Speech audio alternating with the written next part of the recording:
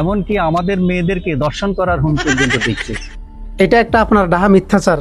আপনাদের মেয়েদেরকে হুমকি দিয়েছে দর্শন করার, এটা প্রমাণ আপনি কি দিতে পারবেন? আপনার কাছে কি কোনো প্রমাণ আছে? ফেনীর মানুষের রুচির দুর্ভিক্ষ হয় না যে রাস্তার ফেফারওয়ালিকে ধর্ষণ করবে। এরা বলতেছে ফেনীতে নাকি আমাদেরকে থাকতে দিব না।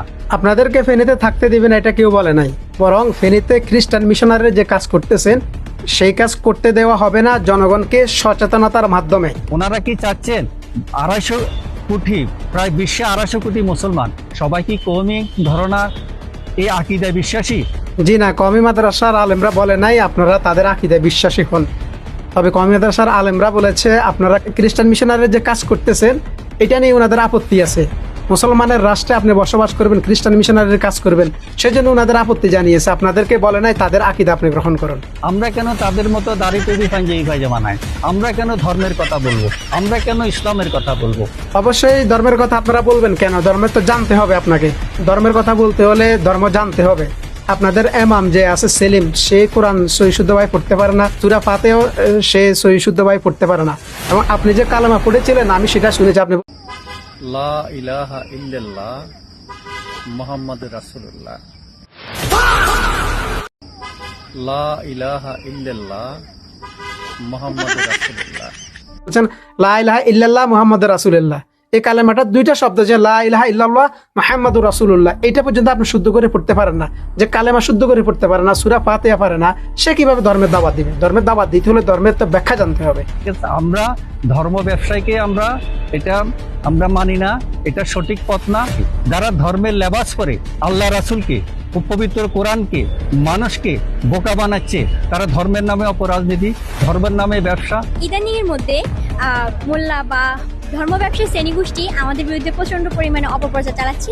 ওই ধর্ম ব্যবসায়ী শ্রেণীগোষ্ঠীর প্রতি আমার একটা কথা হচ্ছে, এই যে বারবার আপনি বলতেছেন ধর্ম ব্যবসায়ী আলেমদেরকে আপনি কটাক্ষ করতেছেন, তো এটা একটা উস্কানি না?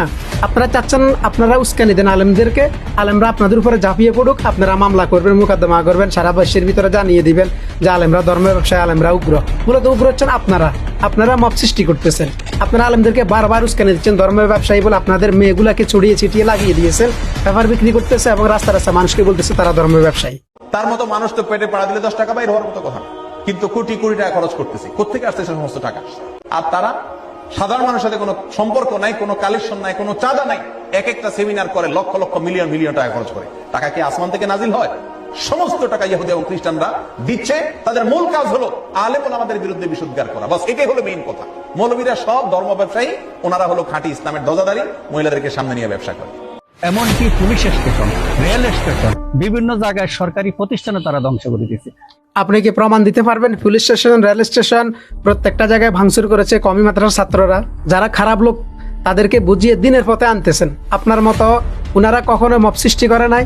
আপনি মানুষকে যেভাবে উস্কানি দিচ্ছেন, কওমি মাদ্রাসা নিয়ে যেভাবে উস্কানি দিচ্ছেন, এটা হচ্ছে নাস্তিক্যবাদী। মাদ্রাসার বিরুদ্ধে নাস্তিক ছাড়া কোনো ভালো মানুষ কথা বলতে পারে না। ফেনী জেলার মানুষগুলা ধর্মপ্রিয়, তারা আল্লাহকে ভালোবাসে, রাসূলকে ভালোবাসে, ইসলামের বিজয় চায়। জি, ফেনীর মানুষ ধর্মপ্রাণ, এটা আপনি স্বীকার করেছেন। এই জন্যই ধর্মের নাম বিক্রি করে সেলিমের মতো মূর্খ যারা আছে তারা খ্রিস্টান মিশনারি যে কাজ করতেছে তাদেরকে ফেনীর জনগণ রুখে দিতেছে। তাদের কার্যক্রম ফেনী শহরের ভিতরে যাতে না করতে পারে সেজন্য জনগণের দৃষ্টি আকর্ষণ করতেছে এবং জনসচেতনতা ওনারা তৈরি করতেছেন। সেজন্য ফেনীর মানুষকে অবশ্যই অবশ্যই ধন্যবাদ জানাতে হয়। অন্ততপক্ষে আপনাদের মতো খ্রিস্টান মিশনারির কাজকে যেন তারা রুখে দেয়। মানুষের মুক্তির জন্য আল্লাহর হুকুমের উপর ঐক্যবদ্ধ করা, এটা আমার ধর্মীয় অধিকার। আপনি কিভাবে আল্লাহর রাস্তায় মানুষকে আহ্বান করতেছেন? আপনি তো নিজে তো আল্লাহর হুকুম মানেন না। আপনার মুখে দাড়ি নাই, আপনার ওয়াজিব সুন্নাহ সেটা নাই। নামাজ পড়তে হলে, নামাজ পড়াতে হলে অন্ততপক্ষে কোরআন শরীফ সহি শুদ্ধভাবে পড়তে হবে। আপনি সেটা পারেন না। আপনাদের মূর্খ সেলিম তাও পারে না। আপনাদের মেয়েগুলাকে বেপরদা করে রাস্তা রাস্তায় নামিয়ে দিয়েছেন। তো এটা আপনার ধর্ম নিজেই মানতেছেন, আপনি কিভাবে মানুষকে ধর্মের পথে আনবেন? আমরা বলতেছি ধর্মের বিনিময় নেওয়া এটা হারাম, এটা উচিত না। ধর্মের বিনিময়ে দেশের হুজুরেরা নেয় না। আপনাকে যদি একটা মসজিদে ইমামতি করার দায়িত্ব দেওয়া হয়, আপনাকে যদি টাকা না দেওয়া হয়, তাহলে আপনার সংসার চলবেটা কিভাবে? আপনার ফ্যামিলি চলবে কিভাবে? আপনারা তো এটাই চাচ্ছেন যে হুজুরদেরকে ধর্ম ব্যবসায়ী বলে মসজিদ মাদ্রাসা থেকে বের করে দেওয়া হোক, বের করে দিলে মসজিদ মাদ্রাসা বন্ধ হয়ে যাবে। আপনি যেখানে সেখানে নামাজ পড়তে পারেন এক এক দিন এক এক জায়গায়, কিন্তু হুজুরেরা একই মসজিদে একই মাদ্রাসা থাকতে হয়। এই মসজিদগুলো পরিষ্কার করতে হয়, হাম্মাম টয়লেট পরিষ্কার করতে হয়, এই মসজিদের মক্তবের ছাত্রদেরকে পড়াতে হয়। উনারা 24টা ঘন্টা এই মসজিদের মেহনতে কাজে থাকতে হয়, কিন্তু উনাদের আমরা যদি হাদিয়া যদি না দিই, উনাদের ফ্যামিলিটা চলবে কিভাবে? এটা জনগণ ক্লিয়ার হয়ে গেছে যে আপনাদের খ্রিস্টান মিশনারির কাজ করতেছেন। এই মসজিদ মাদ্রাসা থেকে হুজুরদেরকে বের করে দিয়ে মসজিদ মাদ্রাসা বন্ধ করে দেওয়া হলে তাহলে সাধারণ মানুষকে অতি দ্রুত খ্রিস্টান বানিয়ে, ইহুদি বানিয়ে, তাদেরকে বেঈমান বানিয়ে আপনারা কবরে নিয়ে যেতে পারবেন। আপনাদের এই ষড়যন্ত্র ফেনীর মানুষ রুখে দিবে ইনশাআল্লাহ। বর্তমানের হিজবুত তাওহীদ টোটালটা আগা গোড়া নাস্তিক্যবাদের মিশন। হিজবুত তাওহীদ আগা গোড়া কাফের। হিজবুত তাওহীদ এটা একটা অমুসলিম ফেরকা। হিজবুত তাওহীদ নামক আরেকটা দল বাড়িছে।